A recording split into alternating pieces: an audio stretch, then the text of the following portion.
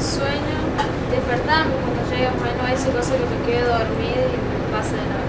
Sí, la verdad, tranquila. Cuando lleguemos te aviso.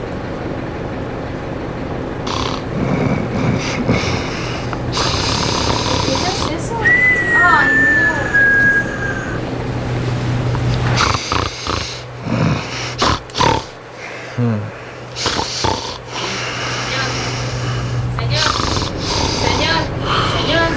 Señor, ay no te puedo creer. No creo que pueda despertarme, solo hacer que ese hombre está haciendo ruidos.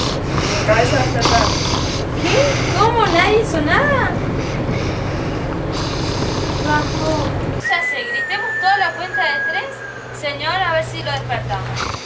1, 2, 3. ¡Señor! Flaco, pará, estás haciendo más tío vos que sonido el problema. ¿Sonido le llamás a ese ruido vos? No, discúlpame, pero yo necesito descansar.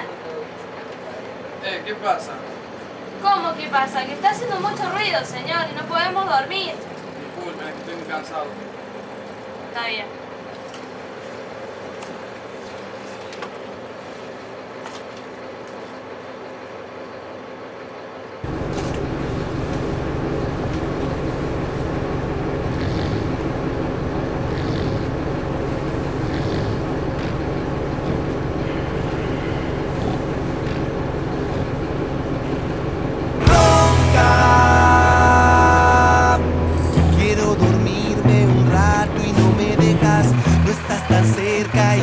Yo te escucho mal, esos jadeos que grunís me van de a poco a hacer explotar.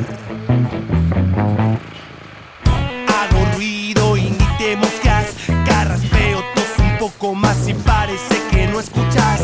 Y yo no dejo de escucharte roncar y me pregunto si en la casa será igual. Seguro vives solo y ronca,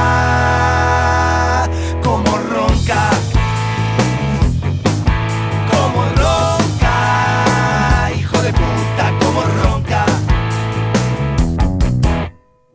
Tengo tapones y lo escucho igual. Parece que en cualquier momento la va a quedar.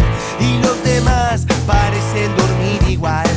A nadie más parece importar el hecho de que el tipo ronque cada vez más fuerte. Ya no es normal. Parecería lo hiciera a propósito para molestar. Me parece que lo voy a matar o que me voy a largar a llorar.